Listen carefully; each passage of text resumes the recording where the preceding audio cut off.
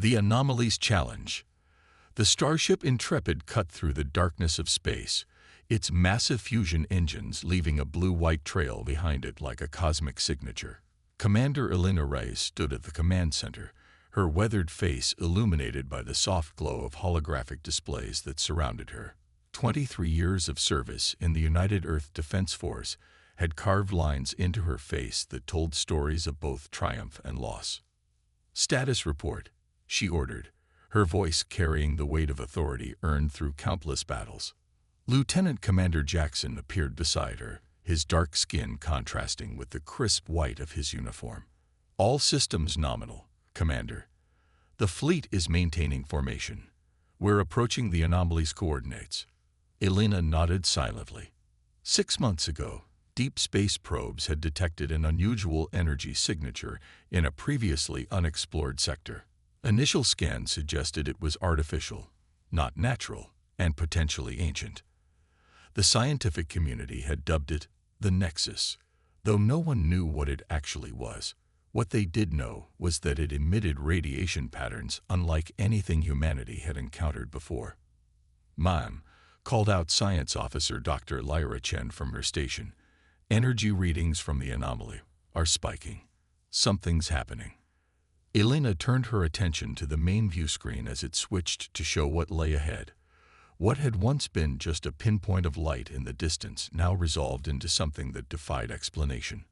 It looked like a massive geometric structure, a dodecahedron the size of a small moon, that pulsed with energy that shifted through colors humans had no names for.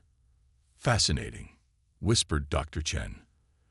"The structure appears to be composed of materials not on our periodic table, and those energy signatures, they're rewriting themselves constantly." "Is it a weapon?" Elena asked, her mind immediately calculating threat assessments. "Unknown," replied Chen. "But it's definitely reacting to our presence." The Intrepid led a fleet of 15 vessels, the most significant deployment of human military might outside of Sol system since the Mars conflict. Earth's leadership had decided that whatever this anomaly was, humanity needed to secure it before others did.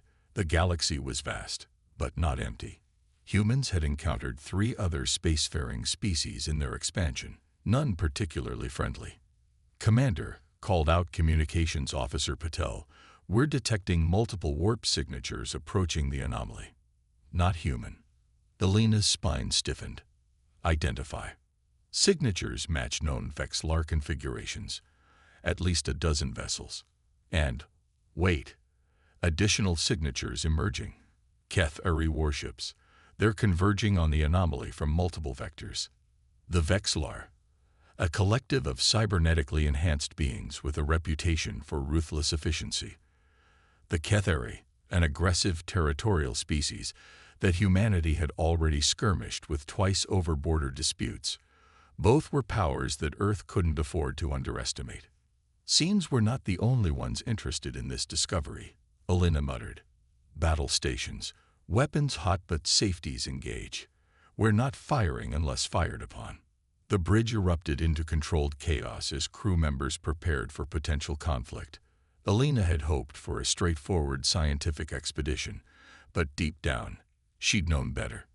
Nothing worth finding in this galaxy came without a fight. As the human fleet approached, the anomaly's pulsing intensified. Suddenly, a beam of energy shot from the structure, washing over the Intrepid with light that seemed to pass through the ship's hull like it wasn't there. "We're being scanned," reported Chen, frantically working her console. "The energy is passing through all our systems, but it's not damaging anything. It's just looking." Before Elena could respond, the view screen flickered, and an image formed, not transmitted through their communication system, but somehow projected directly into the ship's visual sensors. It showed a being unlike any they had encountered. Vaguely humanoid but composed of what looked like liquid light, constantly shifting and reforming. Humans. It spoke, its voice resonating not through speakers but somehow directly in their minds. "You have arrived." Elena stepped forward. "I am Commander Elena Reyes of the United Earth Defense Force. We come in peace, but are prepared to defend ourselves. The beam's form rippled. Peace, defense. Concepts known, but irrelevant here. This is the nexus of ascension. It was not meant for your kind, yet you have come. As have others. The view screen split to show the approaching alien fleets, Vexillar ships, sleek and angular like predatory fish, and Cathari vessels, bulbous and organic-looking, bristling with weapon ports. All see that which they do not understand. The entity continued. All believe they are worthy. None have proven themselves. Worthy of what? Elena asked. Of ascension. Of the next level of existence. The Nexus judges all who approach. It tests. It challenges. It destroys those found wanting. A cold feeling settled in Elena's stomach. And if we leave now? You cannot. You have been marked. You must face the trials, or perish. As if to punctuate this statement, the space around the Nexus shimmered, and an energy barrier expanded outward, enclosing an enormous spherical region of space that contained the human fleet, the approaching alien vessels, and the Nexus itself. Commander, called out Jackson, we're trapped. The barrier is impenetrable to our sensors. No sign of weakness. Elena's mind raced. They were trapped with two hostile alien fleets and facing trials from an entity of unknown power and motivation. Not ideal. The trials begin, announced the entity. 3 species, 3 approaches, 1 outcome. Navigate the maze. Solve the puzzles. Overcome the guardians. The first to reach the core claims the prize. The others are redundant. The entity vanished, and the Nexus structure began to change, unfurling like a flower blooming in fast motion. The dodecahedron transformed, extending corridors, chambers, and structures until it resembled a vast, 3-dimensional labyrinth floating in space. Incoming transmission, reported Patel, from the Vexillar flagship. On screen, ordered Elena. The image of a Vexillar commander appeared, half biological, half machine, with gleaming implants covering much of its elongated skull. Its voice was processed through translators. Human vessels. This discovery belongs to the Vexillar hegemony. Depart or be eliminated. Before Elena could respond, another transmission cut in. The Cathari, their reptilian features twisted in what humans had learned to recognize as aggressive posturing. The Nexus is claimed by the Cathari Dominion, growled their commander. Interference will result in immediate destruction. Elena allowed herself a small, grim smile. Seems we all received the same invitation, and none of us can leave. Both alien commanders processed this information visibly, the Vexillar's implants blinking rapidly, the Cathari's scales shifting color in agitation. Then we will be the first to complete the trials, declared the Vexillar. Your technological inferiority dooms you, humans. And your evolutionary inadequacies will be your downfall, added the Cathari before both transmissions cut off. Elena turned to her bridge crew. Well, that went about as expected. Tactical, what are we facing? Tactical Officer Nguyen brought up a holographic display. 23 Vexillar vessels, primarily combat-focused with advanced shield technology. 18 Cathari warships with biological weapons we've struggled against in previous encounters. Both fleets outgun us, but neither has shown the ability to work together effectively. Elena nodded. And now this maze. Dr. Chen, analysis. Chen studied her readings. The structure appears to be divided into sectors. I'm detecting various energy signatures, some defensive, some, well, I'm not sure. But the central core is heavily shielded. That must be our destination. Elena considered their options. Human ships were less advanced than either the Vexillar or Cathari vessels in many respects, but they had advantages, versatility, adaptability, and most importantly, unpredictability. Both alien species operated on rigid hierarchies and strict protocols. Humans improvised. Send this to all ships, Elena ordered. We're going in. Standard shield formation, but we're not racing straight for the center. Let the others charge ahead and trigger whatever defenses await. We'll observe, learn, and find another way." As she spoke, the alien fleets were already accelerating toward the maze, each trying to outmaneuver the other. The Vexillar ships moved with mechanical precision, while the Ketheri vessels swarmed like predators sensing blood. "They're so eager," mused Jackson. "Wouldn't you be?" replied Alina. "Whatever's at the center of that thing." This ascension could change the balance of power in this sector forever. But rushing in, she gestured as the first Ketheri vessel attempted to enter a large corridor, only to be caught in some kind of energy field that caused its biomechanical hull to age rapidly, crumbling to dust in seconds. "Rushing in gets you killed," she finished.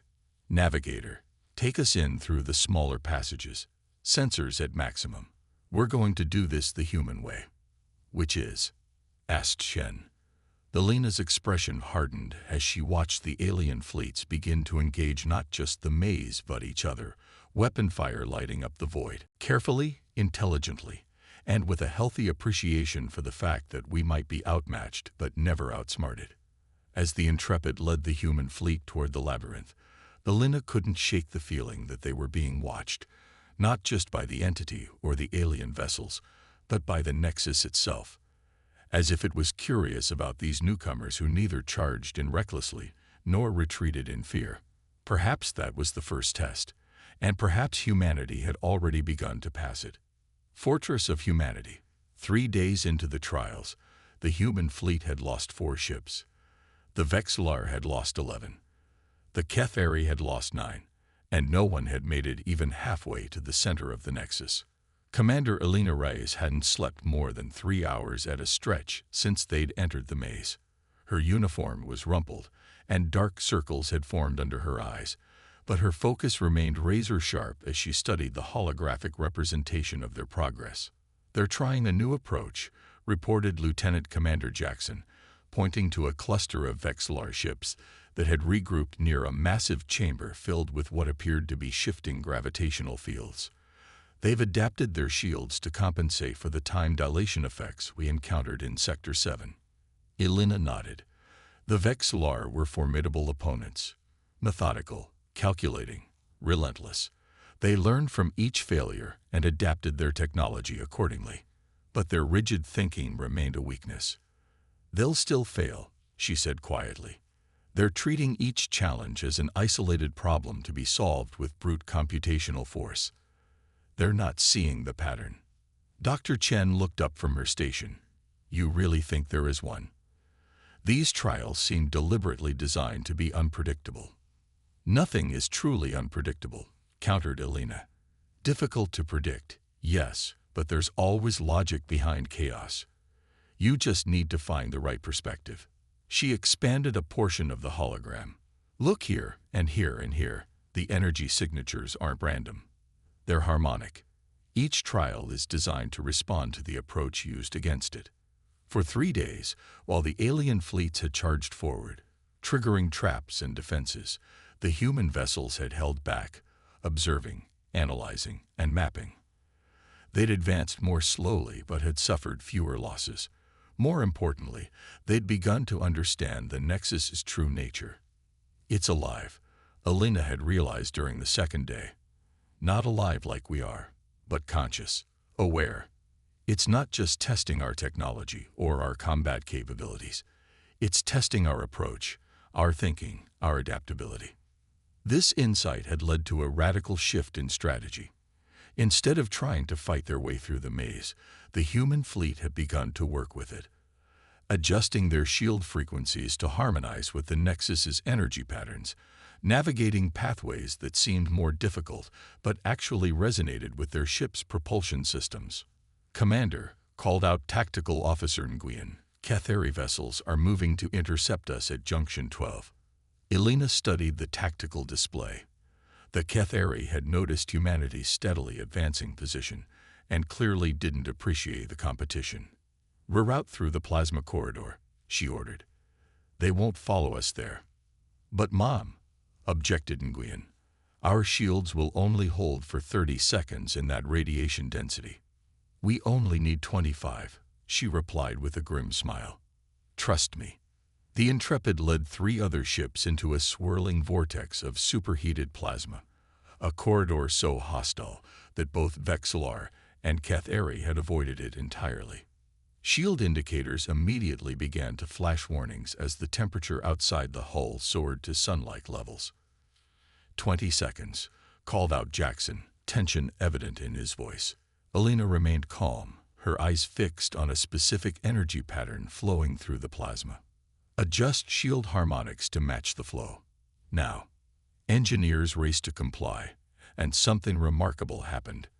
Rather than continuing to erode their shields, the plasma began to flow around their ships, creating a bubble of relatively calm space. We're surfing the current, explained Alina as relief washed over the bridge crew. The Nexus doesn't want to destroy us. It wants to see if we can understand it. Their ships emerged from the plasma corridor into a previously inaccessible chamber that pulsed with the same energy that formed the Nexus's core, and found themselves significantly closer to the center than either alien fleet. The discovery did not go unnoticed. Multiple ships converging on our position, reported Nguyen. Both Vexillar and Cathari. They've temporarily ceased hostilities with each other. They're teaming up against us, asked Chen, incredulous. Not teaming up, corrected Alina. Just recognizing the greater threat. Prepare defensive positions. What followed was the most intense battle the human fleet had ever engaged in. Outnumbered and outgunned, they formed a tight defensive formation around a series of floating crystalline structures within the chamber. Structures that resonated with their shield frequencies in ways that amplified their defensive capabilities. They're not just shooting at us, realized Alina as the battle progressed. They're trying to destroy these crystals. Dr. Chen's eyes widened as she analyzed new data. Commander, these aren't just structures. They're keys. Quantum keys to the next level of the maze. As if confirming her words, the entity of light appeared again, visible only to the human ships. You understand, it stated. The others seek to destroy what they cannot possess. You seek to comprehend what you encounter. What do you want from us? Demanded Alina. To see if you are ready, it replied simply. The Nexus has waited eons for inheritors worthy of its power. Many have tried. All have failed. And if we succeed, then what you call the Nexus becomes yours, a fortress at the crossroads of realities, a stepping stone to greater understanding. The entity vanished again as a Cathari missile impacted nearby, shaking the Intrepid. Shields at 30%, reported Jackson. We can't hold this position much longer. Alina made her decision. We're not meant to hold it. We're meant to use it. She opened a channel to all remaining human ships. This isn't about fighting through the maze.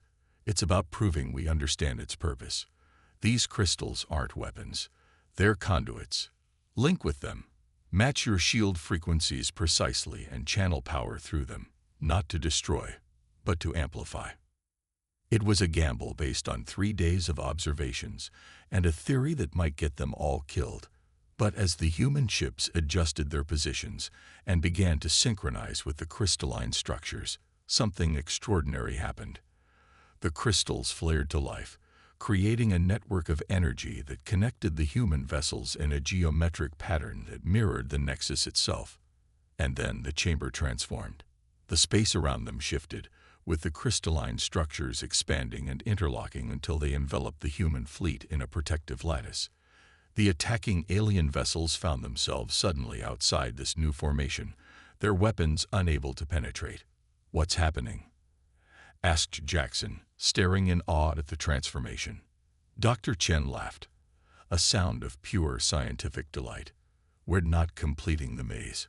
We're becoming part of it. Alina understood immediately. The Nexus wasn't a puzzle to be solved or an obstacle to be overcome. It was a symbiotic entity seeking compatible minds, minds that would work with it rather than attempt to conquer it. The lattice continued to grow, incorporating the human ships into its structure while maintaining their integrity. Systems that had been damaged began to repair themselves. Energy reserves refilled. And most remarkably, the minds of the crew began to connect on a level never before experienced, not in an invasive way, but as an enhancement, allowing them to share insights and understanding instantaneously. "We are the first to reach the core," realized Alina. "Because we're the first to understand, we don't need to reach it physically." Through this new connection, the true nature of the Nexus revealed itself. It was an ancient construct created by a species long vanished from the galaxy, a species that had evolved beyond physical form. They had left the Nexus as a test and a gift for those who might follow their path, but only if they proved worthy.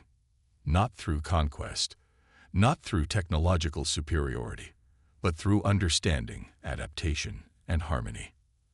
Outside their protective lattice, the Vexillar and Cathari fleets continued their assault, now desperate as they realized something unprecedented was occurring. But their weapons found no purchase against what the Nexus had become. Alina opened communications to both alien commanders, her image now suffused with the same shifting light that had characterized the entity. "This conflict is pointless," she told them, her voice resonating with new authority. "The Nexus has made its choice." "Impossible," snarled the Cathari commander. "Humans are primitives." "You have stolen what is rightfully ours," added the Vexillar leader, its cybernetic implants flashing in agitation. Alina shook her head. "We didn't steal anything. We understood what was freely offered. The trial was never about reaching the center first or defeating its defenses. It was about proving we could see beyond conflict and conquest to something greater." As she spoke, the entire structure of the Nexus began to contract, drawing all three fleets back toward its center. But where the alien vessels were merely pulled along, the human ships moved in perfect synchronization with the structure, as if they had always been part of it. "The Nexus is not a weapon or a prize," continued Alina. "It's a gateway, and now it's humanity's first true fortress among the stars." When the transformation completed, what remained was not the sprawling maze that had existed before, but a more compact structure, one that hummed with power beyond anything humanity had ever wielded. At its heart floated the remaining human vessels, now permanently integrated into its systems, their crews linked in a network of consciousness that maintained their individuality while granting them access to the Nexus's ancient knowledge. The Vexillar and Cathari fleets found themselves outside this new configuration. The barrier that had trapped them now dissolved. "You are free to depart," Alina informed them, "or stay and learn. The choice is yours." The Cathari, predictably, chose to retreat, their pride wounded but their pragmatism intact. The Vexillar hesitated, their analytical minds already calculating the potential benefits of this new paradigm. "We will observe," their commander finally decided. From a distance, as the alien vessels withdrew, Alina stood on the bridge of the Intrepid, now both a ship and an integrated component of humanity's new interstellar stronghold. Through her enhanced perception, she could sense the thoughts and emotions of her crew, their initial fear giving way to wonder as they began to explore the capabilities of their transformed existence. "What now, Commander?" asked Jackson, though he could likely sense her intentions already. Alina smiled, looking out at the stars with new eyes. Eyes that could now see patterns and possibilities previously hidden. "Now," she said, "we learn, we grow, and we prepare." "For what?" asked Dr. Chen, though her expression suggested she already suspected the answer. "For what comes next," replied Alina. "The species that built this place left more than just the Nexus. They left a legacy and a warning. There are things in the darkness between galaxies that they fled from, things that will eventually find us." She turned to face her crew, her expression resolute but optimistic. "But when they do, they won't find easy prey. They'll find humanity, standing guard at a fortress no one was meant to claim, until we arrived."